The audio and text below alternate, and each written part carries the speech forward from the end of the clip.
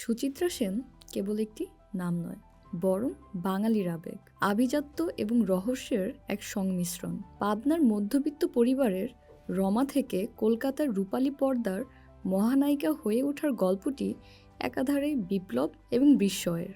1931 সালে পাবনায় জন্ম নেয়া রমা দাশগুপ্ত দেশভাগের ঠিক আগে 1947 সালে শিল্পপতি পরিবারের সন্তান আদিনাথ সেনের পুত্র দীনানাথ সেনের সঙ্গে বিবাহ বন্ধনে আবদ্ধ হন।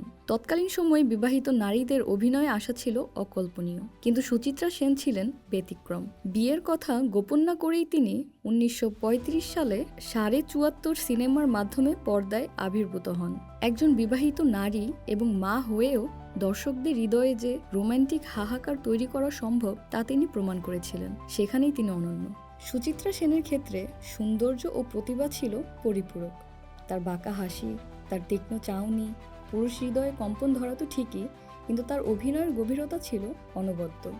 1955 সালে বিমল রায়ের দেবদাসে পারো চরিত্রে তার অভিনয় ভারতীয় চলচ্চিত্রকে নতুন মাত্রা দেয়। পরবর্তীতে আধি সিনেমায় এক রাজনীতিকের চরিত্রে তার গাম্ভীর্য প্রমাণ করে যে তিনি কেবল সৌন্দর্যের পুতুল ছিলেন না, বরং এক শক্তিশালী অভিনেত্রী ছিলেন। একটি তথ্য সংশোধন করা প্রয়োজন।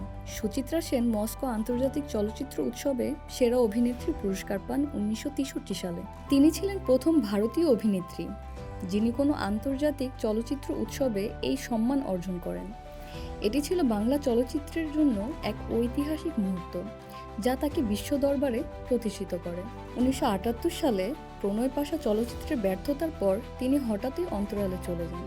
যখন তিনি খ্যাতির মধ্যগগনে, তখনই রূপালী পর্দা থেকে চিরতরে ছুটি নেন। পরবর্তী 63 বছর তিনি আর জনসম্মুখে আসেননি। রামকৃষ্ণ মিশনের সেবায় নিজেকে সঁপে দিয়ে তিনি হয়ে ওঠেন এক জীবন্ত কিংবদন্তি। এই স্বেচ্ছা নির্বাসন তার জনপ্রিয়তাকে কয়েক গুণ বাড়িয়ে দেয়, কারণ দর্শকরা তাকে সবসময় সেই চিরযৌবনা রূপেই মনে রেখেছে। পাবনা থেকে এসে কলকাতায় রাজত্ব করা এবং শেষে নিজেকে আড়াল করে এক রহস্যময় মানবী হয়ে থাকা, এই পুরো যাত্রাই তাকে বাঙালির চিরন্তন মহানায়িকা করে রেখেছে।